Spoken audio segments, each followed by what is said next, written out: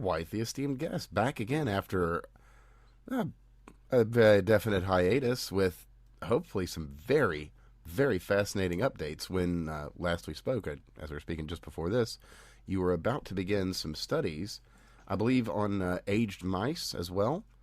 And I'd love to know some more. So we've got, of course, my co host Craig, and we've got Aubrey de Grey on today. Pleasure to have you, sir. Well, thank you for having me. Yeah, it's a great pleasure to be back. Yeah, so as you say, we conducted a really big study involving 1,000 mice. It began in early 2023, and it took a couple of years to conclude.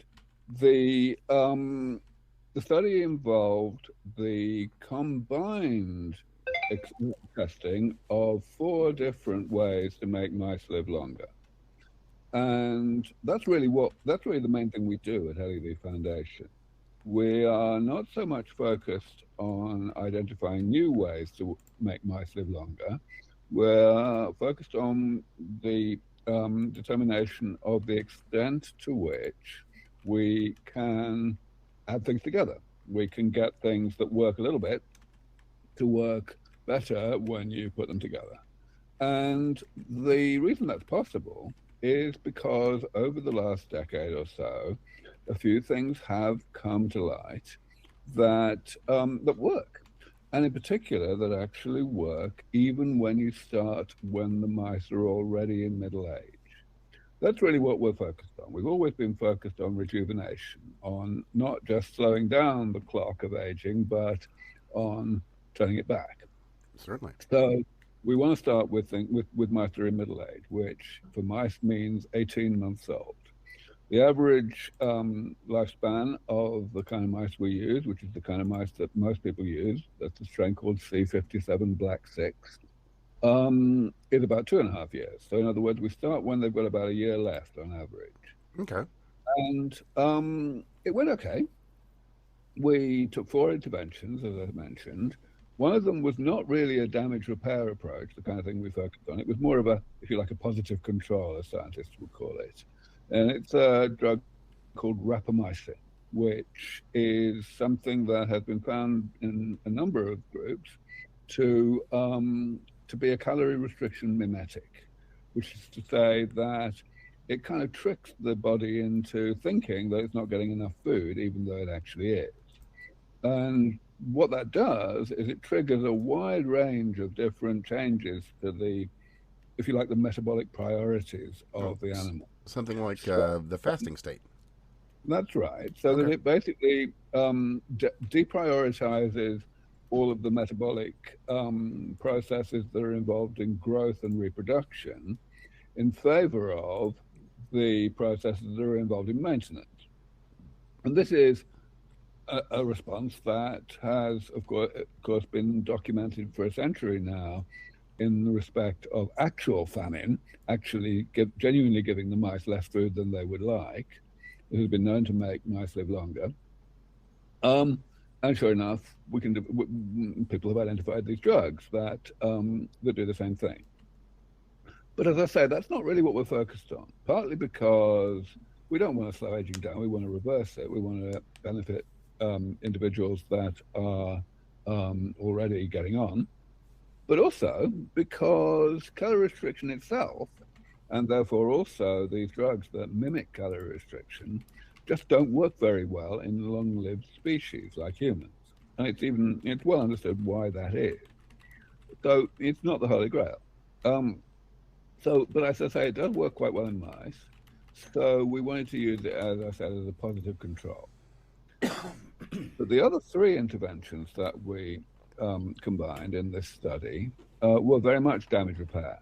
One of them was telomerase gene therapy. So Oh, we basically used a virus that had been engineered to express this gene called telomerase. And that's a gene that rebuilds the ends of the chromosomes, the telomeres, which get shorter during aging. And that, as I say, had been shown by other people to work, to actually extend life, even if you do it starting when the mice are, let's say, 18 months old. Second one was what's called a heterochronic bone marrow transplant. So that basically means that we killed a bunch of young mice and we scraped out their bone marrow and purified the stem cells from that bone marrow. And then we injected those stem cells into the old mice um, in such a way that some of them would hang out, would what's called engraft. In other words, go into the bone marrow and stay there and start being, engine rooms for the creation of new blood. And again, that had been found by other groups to be beneficial in terms of lifespan. And then the third one we did was a senolytic. So senolytics are all the rage right now. Many of your audience may have heard of them. They are drugs that selectively kill cells that have got into this kind of zombie state called senescence, in which maybe they're doing some of the things they're supposed to do, but more importantly, they're also toxic. They're also secreting things that are bad for cells around them and indeed for the whole body. And again, it's been found that if you get rid of these cells, the mice are a lot happier. So we used a drug that has been developed for that purpose. All right, so that was, as I say, was an experiment that was initiated in early 2023, and it was very ambitious. I mean, everyone really, all the expert community believe that this is a great idea, but nobody else has done it. And fundamentally, the reason is because it's just a terrifying experiment to do from logistical standpoint. It's like, you've got so many things that can go wrong. But not much went wrong in our case. Oh, wonderful. We basically got it to go. We didn't get everything we wanted, but we got a lot. In particular, we did show the key thing that we wanted to show, which was additivity. That if you put these things together, you get a better extension of lifespan than you do with any one of them. And that was the key thing that we wanted to demonstrate. What we did not get was the magnitude of impact that we're looking for. We want to get something that does a lot more than what calorie restriction does. The calorie restriction, because it slows down aging rather than turning it back, it gives less effect if you start late. But it's easy to see that, right? Yeah, reasonable. Right. So, in particular, if you start at the age that we started our experiment, which was 18 months, then you get about 4 months with calorie restriction done in the best possible way. And you get the same thing, more or less, with this drug, rapamycin, that I mentioned, that we use as our positive control. We want to get a lot more than 4 months. Our stretch goal is 12 months. And this current experiment that we just did, we only got something like the 4 months. So we did not beat what we've already been able to do with calorie restriction for, the past half century. Right. So we want to do another experiment. We want to push on.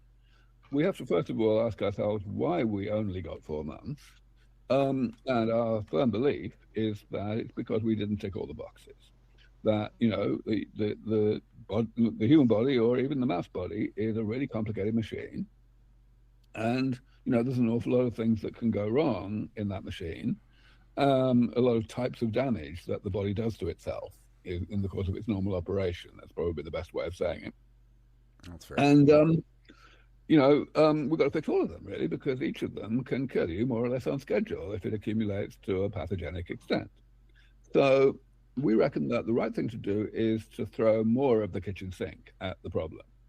And that's why we have now planned to do a follow-up study involving not 3 interventions that do damage repair, but actually 8 interventions.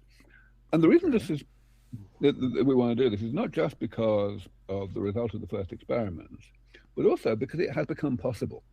If we had wanted to do 8 interventions starting in early 2023, we just would have had to make a lot of compromises in terms of the pre-existing evidence for, attractiveness of each of the interventions. There just wasn't enough out there that looked as though it was going to work. But during the course of while we were doing the first experiment, paper after paper after paper has come out from research groups in the community, showing new ways in which you can indeed extend life, starting in middle age, in normal mice, not in any kind of broken, genetically deficient mice, the thought that are often used in medical research. And for now, we can. We've got a really good, diverse range. And so we've been working hand over fist over the past 18 months, I guess, really, more than that, to put together this study. And we've got everything lined up. We've got all the collaborators, we've got all the suppliers of the reagents, we've made good relations, though that some of these people are supplying us the reagents for free. We've got everything in place, except that, unfortunately, these experiments do cost one hell of a lot of money by the standards of mouse experiments. The first one cost $3.5 million. This next one, even though we have implemented a bunch of cost savings, because it's a considerably bigger experiment, twice the size, it's going to cost probably $6 million. And, we haven't been able to raise that money yet. I mean, and it's incredibly frustrating because, I say these experiments are expensive, and they are expensive by the standards of mouse experiments that are done, on a much smaller scale. But they're tiny compared to clinical trials, and yet it's by far, in our view, the most critical, most important, impactful study that can possibly be done at this point. Oh, certainly. So, it's heartbreaking that we are having so much trouble raising the money to do it. Well, I hate to hear that because, I mean, just the money that wouldn't be spent alone in these interventions, if they prove to be fruitful, is millions, billions, easily. I know. Well, that's a So, little disconcerting. well, just a quick question on the experiment we just went over, just to get my bearings, get an idea of what the scale of things was. So you had 4 interventions that you're looking to use in combination, and I assume that you also had control involved. Right. So this is why it had to be such a big experiment. And you had all the combinations, right? That's right. So we've got a group that's getting all 4 of these interventions: the positive control called rapamycin, and also the 3 damage repair things. And then, as you say, we've also got a control group that's not getting any of those things. So that would be 25 mice then. So I just come up with like the combinations and how many mice were allocated per. Right. I'm explaining that. So first of all, in order to do an experiment like this, in order to get statistical significance with a moderate effect, you need maybe 50 mice per group. And we were doing males and females, so we had 100 mice per group. So I've told you 2 of the groups so far. We've got the group that's getting all 4 of the things and the group that's getting none of them. But in order to make the experiment informative, we had to do a bunch more than that. First of all, we had to have groups that were getting just 1 intervention, because we needed to show that any failure to get a result was not a result of just us doing the experiment wrongly, us doing the intervention wrongly, right? So we needed to show that we were successfully recapitulating what some other group had published, had reported. Verifying your data. Verifying their data, showing that we were actually doing it right. And then on top of that, we have to also, a huge part of the purpose of these experiments is to identify unexpected antagonistic interaction, where 2 interventions that individually are beneficial, both of them, nevertheless, when you put them together, they somehow cancel each other out. This is something that you would not have to worry about in engineering, but in medicine you do, because we're seeking to manipulate a system that we have a very, very poor understanding of. So this can easily happen. So for that reason, we also had groups getting all but 1 of the interventions, getting 3 out of the 4. So if you add that up, that comes to 10 different treatment groups, and each of those groups has 50 males and 50 females, so that's 1,000 mice. So that's an initial stage. Then I'm assuming you looked at sequences in time, so you had stages where you would cull to assess So what's that? If you do 10 per stage, that's 4 stages after initial. So you're right. So the way we did Oh, that was a little bit subtle, but again, we were able to uh, take advantage of the fact that people have been doing experiments like this that are not combination ones, but they're just one intervention. They've been doing these experiments for decades, so we were able to use plenty of established knowledge. So yes, the idea, of course, that you're alluding to is that we wanted to find out not only how long the mice lived, but also how healthy they were and what went wrong with them first, and so on. And so, yes, absolutely. So for each group of 50 mice, we actually culled a total of 12 okay. at 4 different time points. We did four, and then four, and then two, and then two. Um, and the purpose of this was to look at their organs and so on to figure out what was going wrong, what they died of, things like what they were in danger of dying of, things like that. And that was just part of what we did. We did a lot also of non-invasive testing Okay. of health. So you can do things like you could just look at the mice. Mice throughout their adult life, they progressively lose hair. That's alopecia, in other words. And you can tell how rapidly that's happening. You can just take photographs. Similarly, you can check for curvature of the spine, kyphosis, which again is something that happens progressively during adult life. Um, Body weight is something that is very important to monitor. Then you can do lots of functional things. You can measure agility. There's a test called the rotor rod test, where you have the mice on a kind of cylinder, horizontal cylinder that they stand on, that you spin, and you spin it progressively faster, and eventually they can't do it anymore. And that's a good measure of agility. There are measures of cognitive things, like, for example, there's something called the novel object recognition test, which measures memory. You can measure eyesight. You can measure hearing. And we did all of these things. Now, the data that we obtained from those tests, we have not yet published.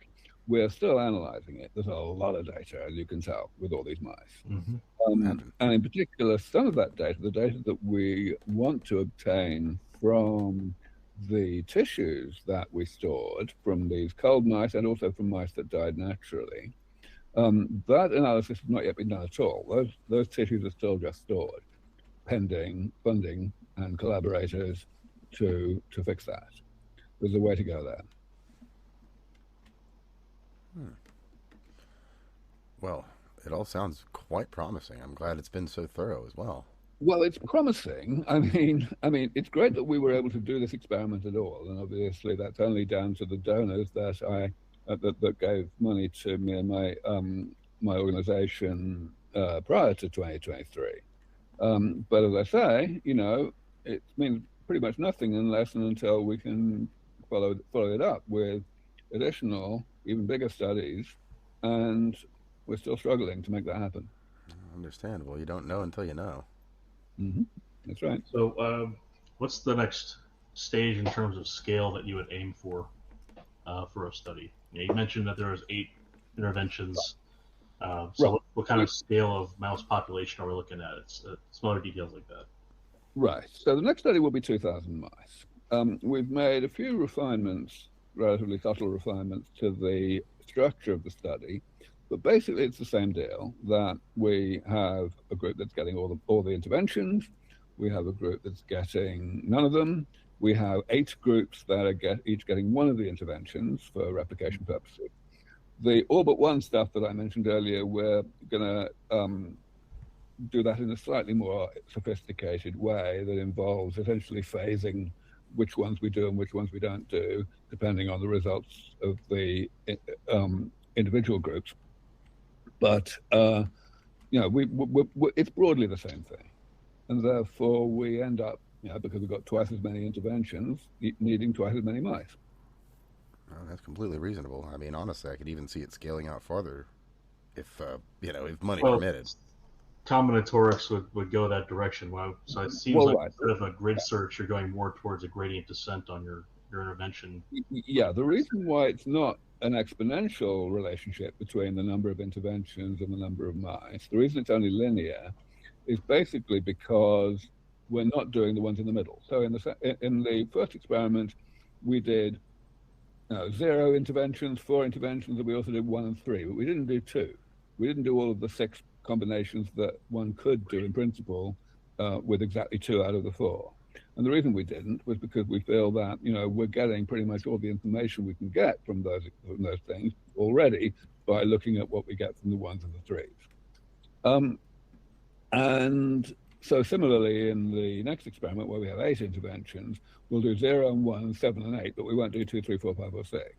So that's why it only scales linearly. No, that's reasonable.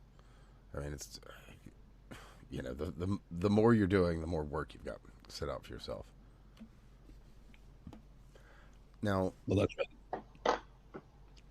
Now, oddly enough, I guess it kind of ties in. Just in the past 3 weeks alone, we're looking at about 5 separate cancer treatments and cures. Or is there any thought to incorporating any of that, or is that all just kind of a little bit too brand new? Well, so, okay, first of all, you have to remember that humans and mice have very, very, very different biology when it comes to cancer. I mean, there's a lot of other things that they have that are different, but cancer, they're very different. Okay. So we have to be, rather careful about that. And one thing that we have considered is to use a different strain of mice that are inherently more cancer resistant and don't die of cancer very much, so as to be a bit more human-like. Okay. But we've decided not to do that, at least as of now.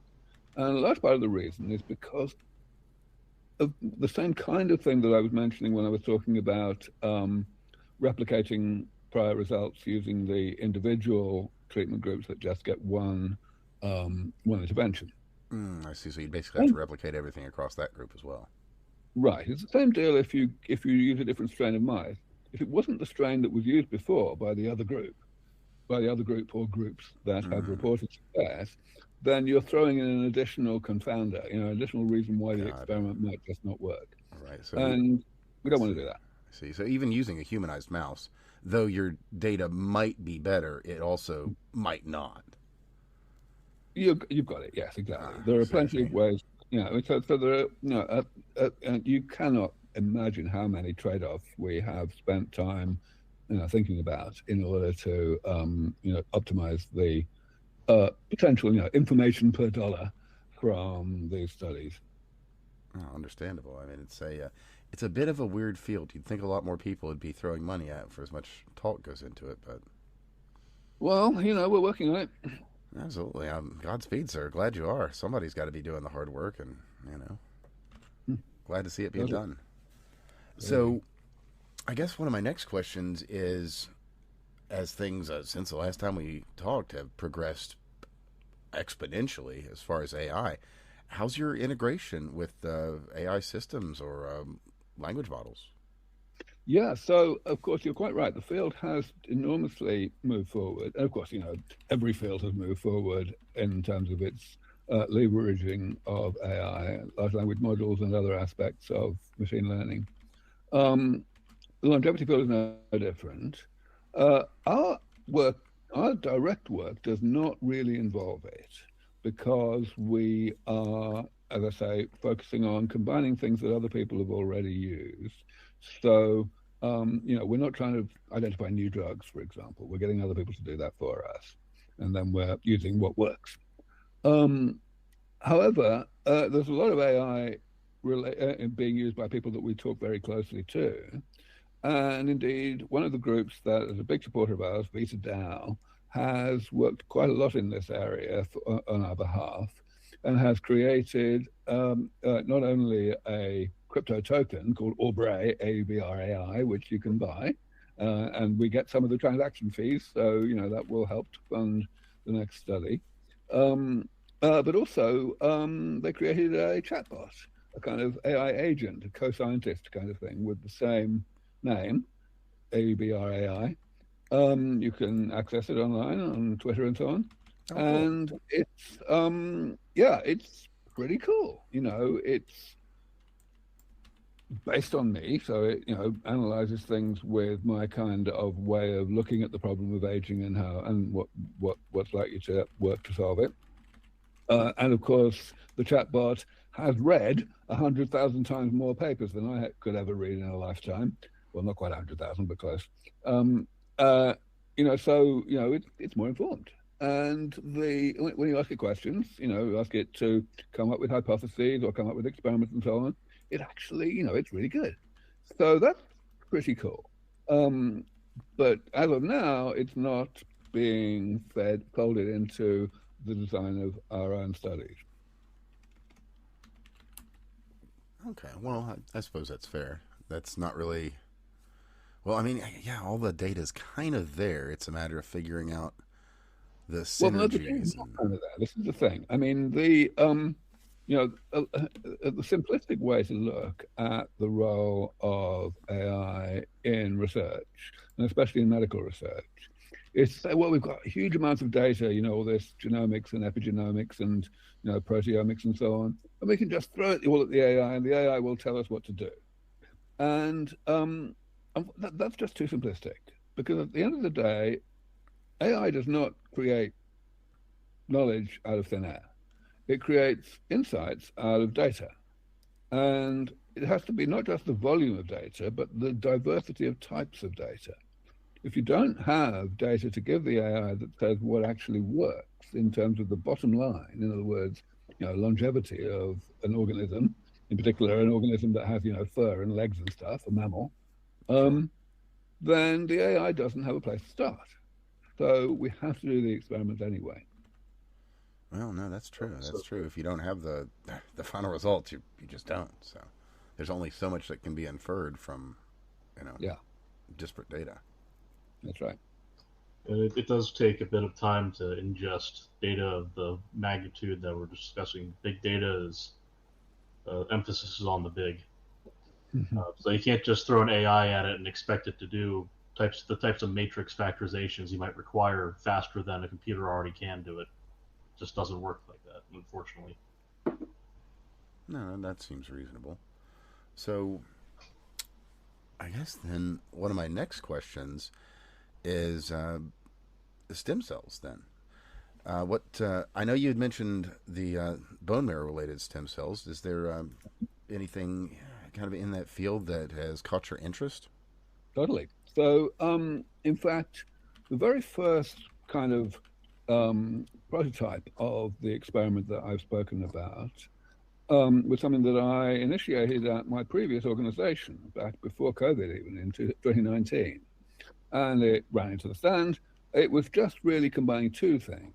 One of them was a senolytic again, and the other one was stem cells. In that case, it was mesenchymal stem cells, which are cells that have a wide range of roles in the body, and people had reported a whole bunch of different, promising results using them. And this time around, in our upcoming experiment, we're going to be going back to mesenchymal stem cells, but not in exactly the same way. It looks like probably what we're going to do is not to use the stem cells themselves, but rather to use what are called exosomes. So these are little kind of bags of plasma that or cytoplasm that are excreted by stem cells. They basically just bud off the cell into the circulation, and those little things, those exosomes, go around in the bloodstream, and they fuse with other cells.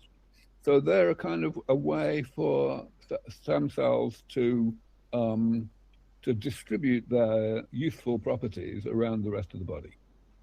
And over the past few years, it has become widely believed that the main reason why mesenchymal stem cell transplants have shown such promising results is by that kind of mechanism, that you put them in and they spew out a lot of these exosomes, and eventually the cells themselves typically go away because they're not genetically the same as the recipient, so the immune system responds to them and kills them off. But by that time, they've already done a whole bunch of good. This is the general thinking about how stem cells are beneficial. So that, of course, leads immediately to the idea that, well, you might as well just inject the exosomes themselves rather than injecting the cells. And it turns out there are ways to make exosomes in very large volume without, not spending all that much money on it even at this point. So that's the way we're probably going to go in the next study. So, would you look at presuming that goes according to plan, would you then possibly look at, say, a contrasting study with this transchronic hematopoietic treatment versus your mesenchymal exosome treatment? We may. So budget does come into this. Right. The last study, which I mentioned, cost about $3.5 million. There were lots of different things that cost a lot of money. Even the mice themselves, if you want to buy a mouse that's 18 months old, it costs you a couple of $100. So we had a couple of $100,000 just from that in the first experiment.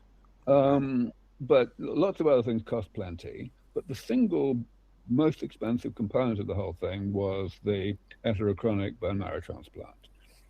Just the labor involved in extracting the bone marrow from all these young mice and from purifying the stem cells out of that and so on, and all the injections. You have to do multiple injections because you have to condition the mice. You have to do something called mobilization involving a chemical called GCSF. It's a lot of work, and so it costs a lot of money. And the question I was going to ask was the actual transplanting of the tissue. Was it direct transplant, say, akin to a human transplant, so into the bone, or was it? No, you don't. In a bone marrow transplant, you don't inject directly into the bone. What you do is you inject into the circulation, but you arrange for the cells to be taken up by. That's the mobilization. Okay. Right. Yes. So yeah, we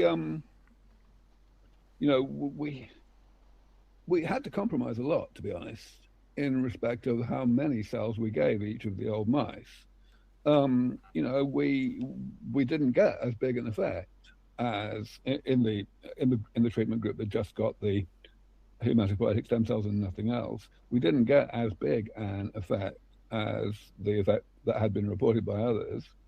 And we were not surprised because the fact is we didn't inject as many cells and we didn't get as much, chimerism, as much growth.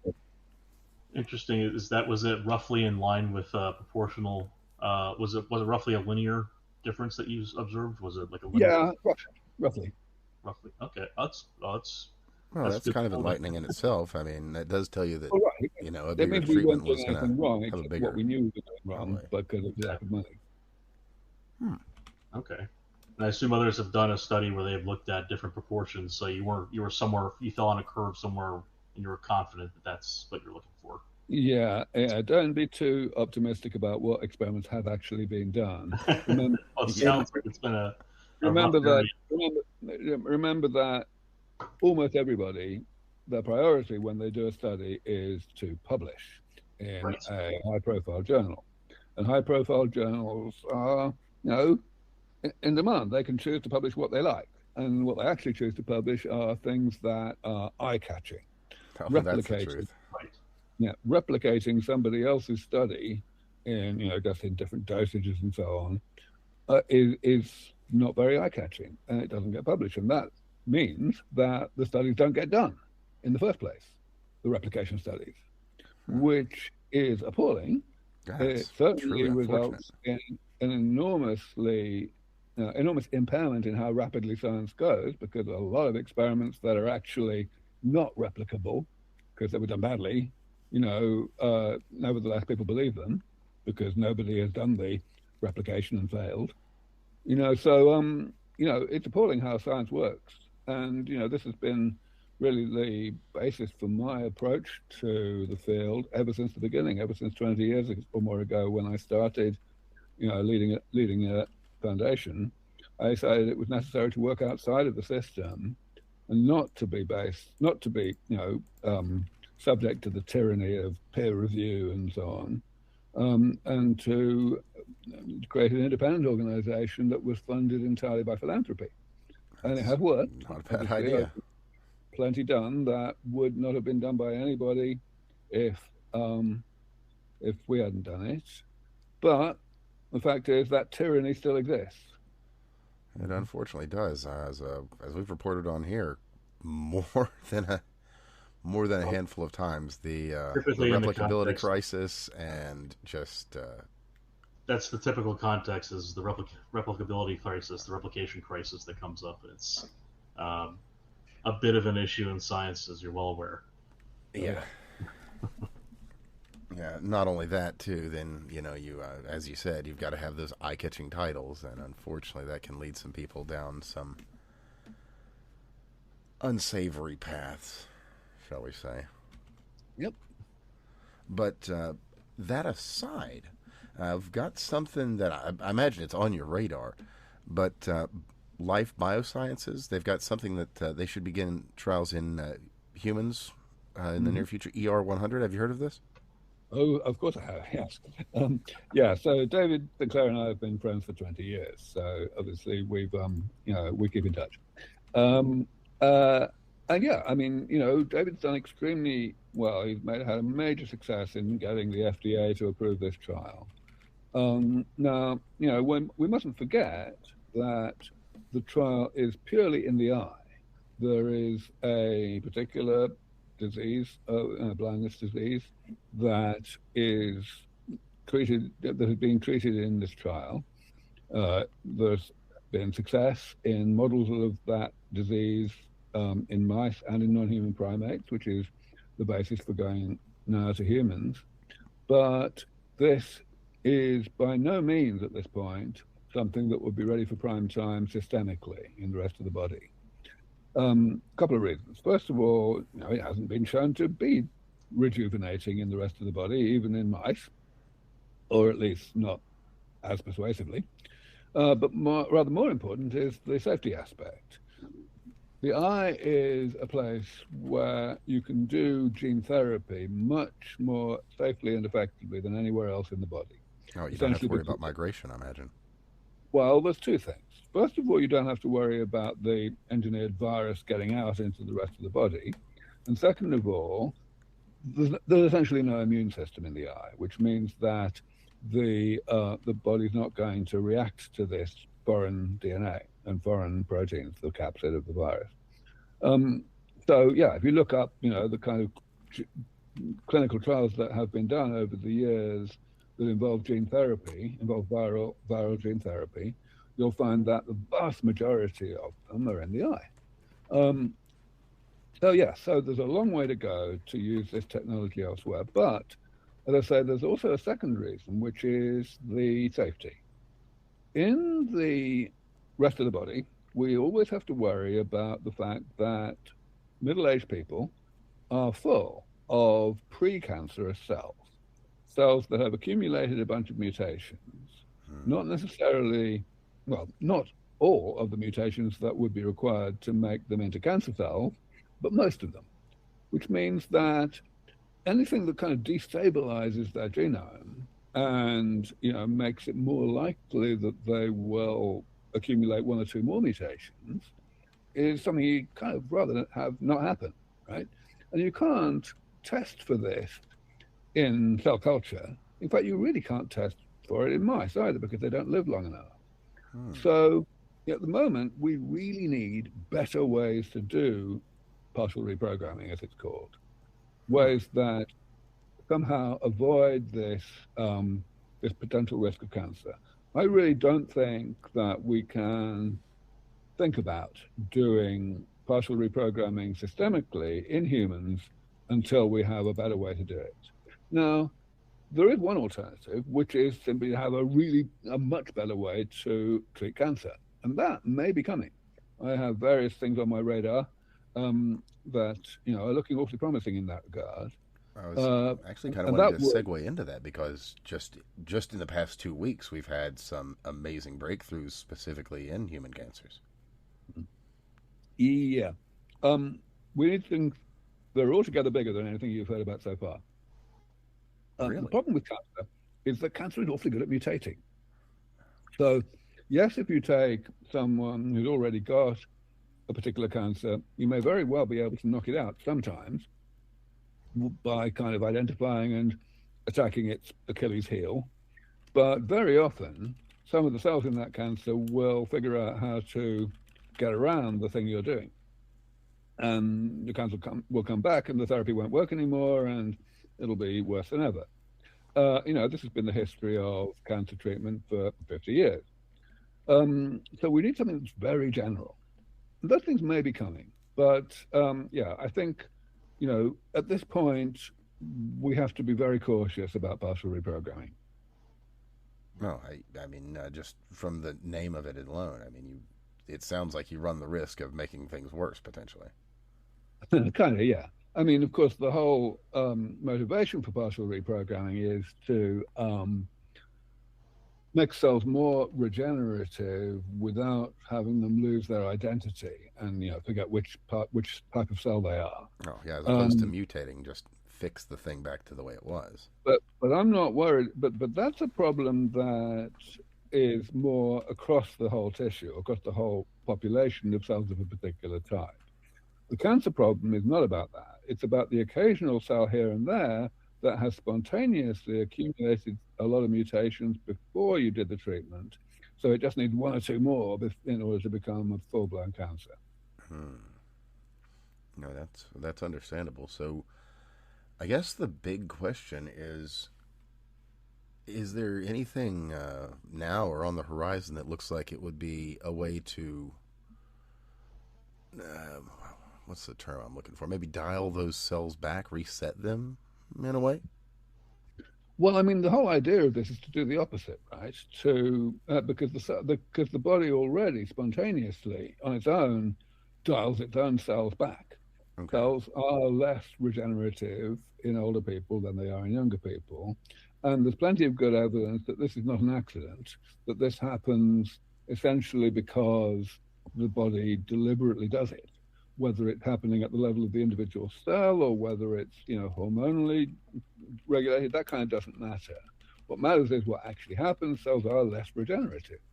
And pretty powerful, pretty plausible explanation for why they are less regenerative is because the body knows, in some sense, that there's going to be more cells around that are precancerous, and it wants to, the happy medium between a certain amount of regeneration and yet protection against cancer, shifts over time. I see. So it would be just, you might say, inbuilt mechanisms to ensure that the problems that are just a part of the system don't ever become overwhelming or self-replicating, kind of. Right. Okay. Well, this seems like it's one of those things that is survivable enough in the sense that you just need to pass on to the next generation. It's largely an area of research that operates within Darwin's shadow. Although I see that there's opportunity for, like, there is pre-reproductive opportunity for that to be an impact, I'd say. It's say not really the homeostasis maintenance of precancerous cells, for example. Yeah, it's not really the selective shadow thing. The thing is that mutations are just going to accumulate in the body throughout life. And therefore, if you want to maximize the lifespan of the organism, and therefore the reproductive lifespan of the organism, then you need to be optimizing the trade-off between having good regeneration and having a good protection against cancer, because these things are fundamentally both. No, it's kind of tied to the hip, really. Well, they're both aspects of cell division, right? Right. So your predisposition to cell division in the right circumstance is the set point. It's the trade-off between these two things. And if that trade-off shifts, then it makes sense, leaving the selection shadow out of the equation, it makes sense at any age to optimize for that shift. Now, late in life, when the selection shadow is very heavy, in other words, when there's not much selection to do the right thing, you may end up in a situation where one or the other of those two is kind of dominating maladaptively. In other words, you're doing unnecessarily little regeneration, or alternatively, you're doing unnecessarily much regeneration and unnecessarily little cancer protection. It could drift away from the happy medium. But the fact is, the happy medium itself is going to shift. So you want something that optimizes for that shift. And I suppose this as a lever to play with in terms of the science. I suppose this is where, say, the rapamycin might come in handy with the mice trials you're looking at. Hmm. Well, right, yeah. I mean, insofar as rapamycin is a calorie restriction mimetic, Right. what it has to do is cause the organism to stay healthy for longer, and that means both of these things. It means improving the cancer protection and also improving the regeneration at the expense of something else, in particular growth. Right. Now, I do have a bit of a tie-in question. Is what are your thoughts on the use of mRNA cancer treatments, perhaps Hmm.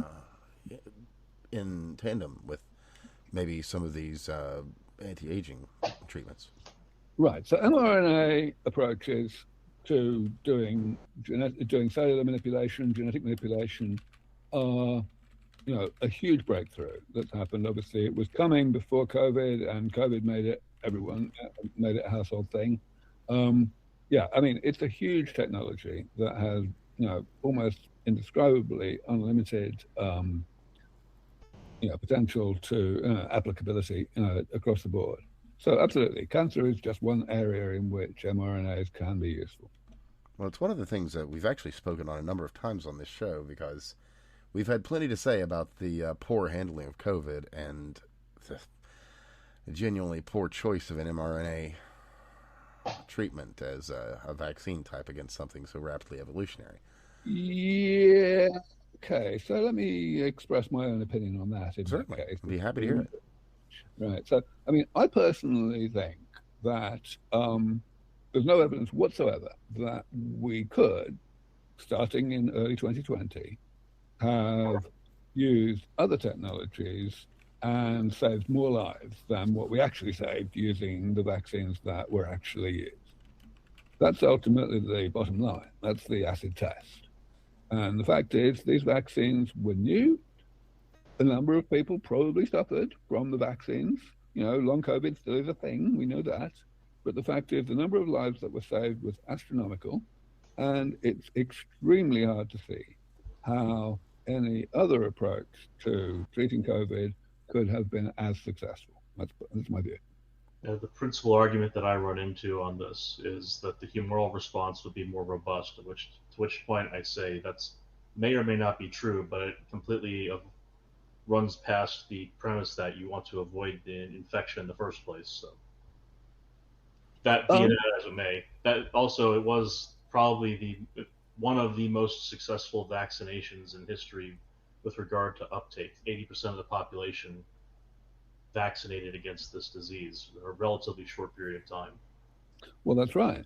Um, and the issue of not getting the disease in the first place is one that uh, had less relevance with COVID than it typically does for Sure. typical potential things, simply because of the latency. The fact is, you can give people whatever you like, but if it's getting around without symptoms, then you're going to end up with a very wide spread of the thing. Its And you long can really, incubation and medium mutation rate was right, a particular factor for it. right. Yeah, it's our normal third third member is more analytical minded in this, in that it's so the pragmatic reality of having the necessity for immediacy in a vaccine. Um, so we would butt heads on this when it comes to the necessity of good uh, random, so your good RTDs. You want to have those trials that demonstrate your efficacy and your safety and so on. And at the time that we were going through things, obviously data is fluid over time. The data we had on hand, we laboriously, in my mea culpa on this one, we laboriously went through the Pfizer their application to the FDA and the data they provided, and that relative efficacy of the vaccine versus control, so on. And in the later vaccines that came out, the adenovirus based one, and et cetera. Right. They demonstrated in filings similar or slightly better or slightly worse efficacy. But ultimately, the one that got there first was the Pfizer vaccine, which Mhm. And very going there first does matter. I mean, as we all know, the decisions that were made around the world by governments led to vaccines being both developed and globally distributed right, 10 times faster than any vaccine had ever been globally distributed before. And you have to do everything fast every step of the way in order for that to happen. right. Now, all And of that said, I one of would those, like to mention, just briefly, that we did see Regeneron work with greater efficacy than basically any other treatment that was available at the time. Right, but it didn't get out there, right. and it wasn't because, well, I don't know the details of why it didn't I go don't have out good there. answers for that one myself either, Mm. unfortunately. Well, that would be a post mortem that maybe could be raised by people That Yeah, might even be a before, topic we want to before cover the at some next point. I'll actually make a note of that. pandemic shows up, for example. that'd be Right? nice. Yes, preferably over a few decades of time, not a few years as it was between MERS and COVID, which I Mm. would probably label as SARS too. Of course. Now, let me see. There was, goodness. I mean, in the past year, there's been quite a number of biotech companies that have come online, kind of working in roughly this field or at least adjacent ones. So, man, I hope you can catch some of that light because I mean, really, you're doing work that's probably some of the easiest work to do in this because all the products already exist. It's just a matter of finding out how they work and how they interact. At least in my opinion. Well, sure. I guess, So as always, funding. yeah, yeah. I've been there myself, and if you don't have the stuff on hand to do the work with, then you can't do it. You need it's one of those bits where you can't just tip the bowl if you don't have a spoon to eat the soup. You have to actually have the right equipment to get the job done the right way. Yeah, kind of trying to eat soup with a fork or something, you know. There you go. Mm. Well, I guess one of my other questions is outside of your own work, obviously. What excites you the most in the field right now? Well, I never really have an answer to that question. And that's kind of on purpose because, of course, my whole approach to the problem of aging is a divide and conquer one. I want to, work with the fact that aging is this enormously multifaceted phenomenon in which so many things are going wrong at the same time, and that it's just not going to be possible to, find some silver bullet that affects everything. So I'm constantly surveying the landscape and looking for progress in every area. And the fact is, I see progress in every area all the time. So, some of the progress is rather subtle, and it would take me half an hour to describe why it's important at all, and so on. But the fact is, you know, I always have a lot of things I'm excited about. Well, I Well, suppose that's evangelize as you need because it is an exciting field. I'd say. hey, yeah, you got a platform. If there's anything that you'd like people to maybe look into or that Yeah, is I just mean, absolutely honestly, appealing. at this point, there's lots of things, but mm, I'm always focused on the areas that are most neglected, the ones which are, you know, most important relative to the amount of rate of progress that's happening, and especially when the reason why the rate of progress is inadequate is funding. So, there's a reason. I mean, I have this, privilege since I lead an independent nonprofit. I can make that decision about what is the most neglected area, the area which will make most progress per dollar, and that's why we're doing what we're doing because nobody else is doing it. It's just, and the reason it's not being done is fundamentally because it doesn't align with the incentive structures of other people. Sure. Everybody else in the field, except me, except us, except LED Foundation, is either in the private sector or it's in academia. And in the private sector, there's an enormous bias in favor of low-hanging fruit, in favor of, short-termist things that will get, because anyone who wants to make money, they want to make it tomorrow, right? Right. And so, of course, that's what's going to happen. Whether or not the people who run the company want to do that, they have to do what their investors tell them. And it's the same in academia for a different reason. In academia, and we talked about this towards the beginning of our conversation, there's this tyranny of peer review where you've got to do things that are already perish. Yeah, that's right. And if you don't publish in top journals every 10 minutes, you won't get your next grant application funded. So again, so there is, it's really appalling that that's still the case.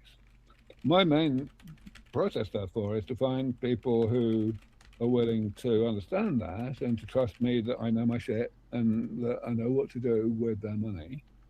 And yeah, it's hard work. Oh. Uh-oh. Sorry about that. I think we got hit by the 1 hour time limit. I think so. That comes with Google Meets. Yeah. So anyway, I was just saying that the short-termism that exists both in the private sector and academia is an enormous barrier.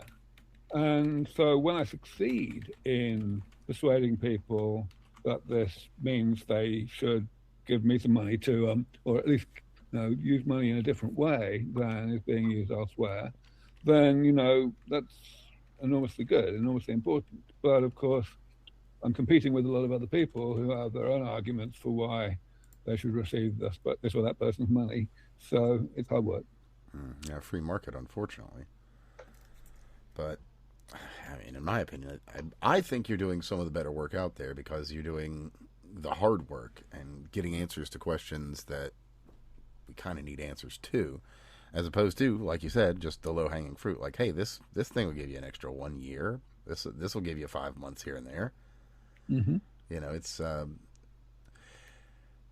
I mean, yeah, of course, that all adds up, obviously, but it lands on the part of the issue is, especially more in Western nations, we tend to focus on the 5-year business plan, more of that 1 to 5 year business cycle, and products released in that time frame, you can plow all your money into it to get some of the speed out of it to a certain degree, but that is when it comes to something that's like, say, a 20-year project for research. That's much more difficult, especially even if there's intermediate steps that might end up with generating products, papers, etc., publications rather. You still have to find a way to navigate to the end goal without getting bogged down in that minutia. That can certainly be difficult. Right. Well, I guess since Google's trying to send us a message, we should probably listen. That being said, though, what do you want people to take away from this? Aside from, of course, you should definitely give LEFV a follow, and if you got some spare money to throw their way for some support, be gladly appreciated, undoubtedly. Yeah, I mean, really, the starting point is always to get people to appreciate that aging is actually a bad thing. In fact, that it is the foremost challenge of our time. It's the thing that causes by far the most suffering, by far the most death, and all that. And that's still a minority view. Let's remember. So we have to work on this. I think you could go down the road and say, if malaria has caused roughly half of all human deaths, the other half, by and large, is caused by aging. Just big scale.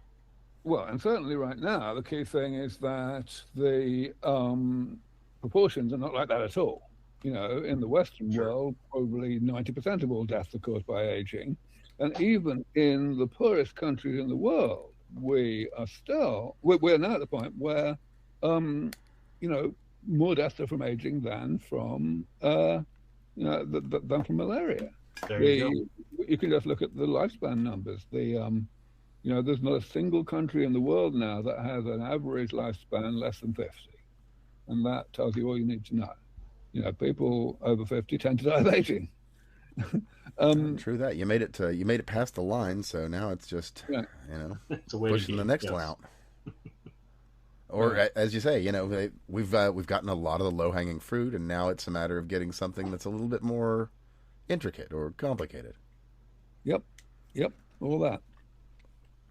Well, so everybody, you should absolutely give Aubrey a follow. You can find him on Twitter or X, whatever you like to call it, at Aubrey de Grey. There'll be links for everything below, as well as, of course, to the excuse me, the Longevity Escape Velocity Foundation. If you'd like to support her, just keep an eye on things. It would be much appreciated. I would personally thank you, even for helping to support this organization, because it's a cause close to my own heart. I got two aging parents, and by golly, the years are racking up on my end too. So I'd like to push that line out myself. Wouldn't we all? Absolutely Right? right. Absolutely right. Well, Aubrey, it has been an absolute pleasure to have you again. It's great to hear that so much good data has come out of those studies that we talked about the last time. I hope that we can repeat this again in less than 3 years, and maybe even have even more data to share then. Absolutely. Likewise. Well, with that, again, everybody give Aubrey a follow, and give him a word of encouragement. If you know any rich money bags out there, tell them to look in real close, because Yes. the years Hey, are Elon years Musk. are creeping up on you, Elon, Donald. You could do well here. I'm telling you. Anyway, everyone, it's been an absolute pleasure. Thank you for tuning in. If you're live with us, that's great. I appreciate your comments and commentary. And well, with that, we're gonna bring that on down, say our goodbyes, and I'll just thank you all again for tuning in.